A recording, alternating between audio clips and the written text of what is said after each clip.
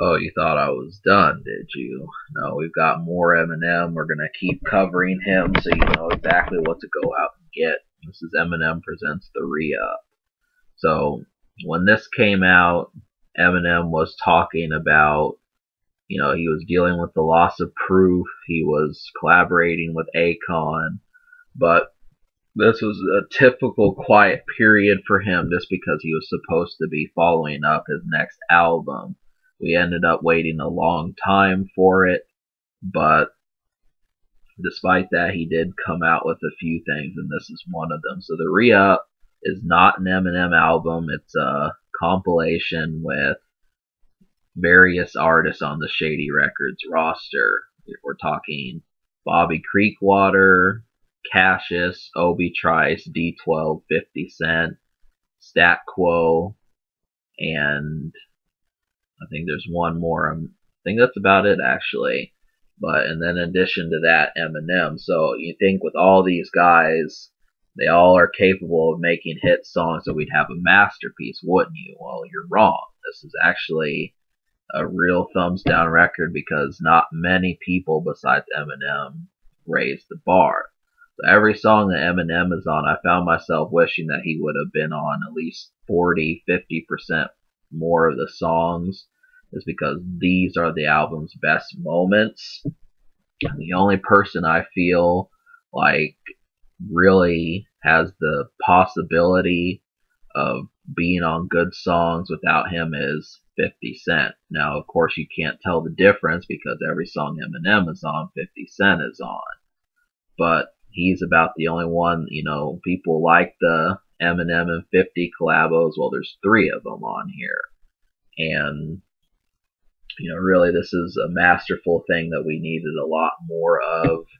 But for some strange reason, we just cannot get those hit songs. And I know every artist on this label is capable of making hit songs, but it just is uncommonly seen. And so, for example, one of the good songs that I really enjoyed was Talking All That Shit by Cassius. And, obviously that beat is really smooth. Cassius just goes through the entire song and basically destroys it, but we cannot get as effective of songs. And partially it's just because most of these guys did not drop albums. They're all kind of in limbo. Most of the careers, the people that were on this label languished and just did not get anywhere. That's part of the reason why I didn't like this release, is because, hey, it's not 2006. If you were wide-eyed and hoping that you'd get a bunch more music, really it was just a short term, as, it was just incredibly short term. So we never really got to see the future. 50 Cent kind of lost a lot of steam. D12 did.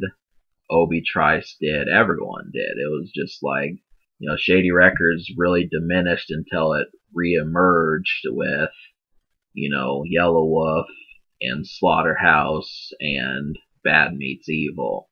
So I pretty much like the new Shady Records more than I like the old, and it just makes this record really obsolete. So about the only good thing about this entire release are the Eminem songs, and you're gonna quickly find that, I'm pretty sure.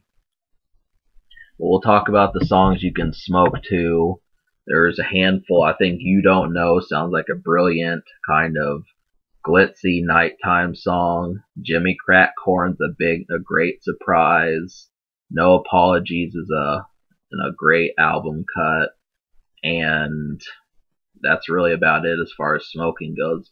I'd say the Cassius song Talking All That's about the only other one. Production is handled well. There's a bunch of remixes on here, so that takes up a portion. But I will say that there's a Stat Quo song called By My Side that I really like the beat on. Talking All That Shit is another one with a great beat. Jimmy Crack Corn, Pistol Pistol remix, and You Don't Know, of course, and We're Back have some good beats, and so does No Apologies. So the unheard songs, out of 22 songs, but there's actually a handful of songs that are less than 2 minutes or 2 minutes and 30 seconds. So that, I really don't like that short of songs. So that takes about 4 or 5 songs off this release. And then, you minus the remixes, that's another 4 songs.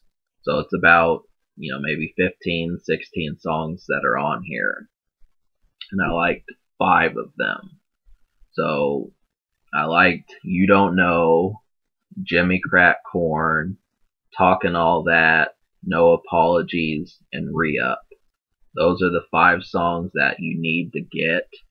And then We're Back has an Eminem verse on there. And it also has the Shady Records crew on there as well.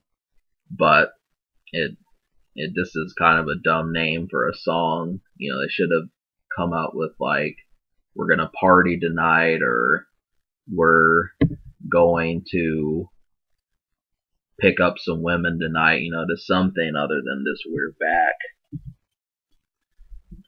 So, which is kind of ironic because they're not back. They were just here for a brief amount of time. But, so that's about it. I'm going to give this album a 2 out of 10. Maybe I'll give it a 1.5. I'm going to give it a 1.5 just because there's really nothing on this album that stands out to me besides Eminem. I would say 50 Cent, but 50 Cent doesn't have any solo songs on here. So I can't prove that. And, no one else really steps up to the plate. The one Cassius song, but the other Cassius songs I heard did not do it. So that might have been a fluke as well. So it's a 1.5 out of 10. I guess you could call it a 2 if you were really trying. I mean, like I said, We're Back is an almost song. So the future, I mean, Shady 15 hits this, blows this out of the water. That's all I can say is it just does. There's no comparison to Shady 15 to this. And, the social score, I'll give it a 2 social just because there are some songs, some remixes that you might have heard, and Eminem and 50 Cent, that's always good collaboration. So there's 3 of them, take a look. So can it be topped? Absolutely, and it has. This is just, but, just to be a completionist, you want to get Eminem's works. This does have some dark stuff, and it doesn't sound commercial, which is surprising for Eminem.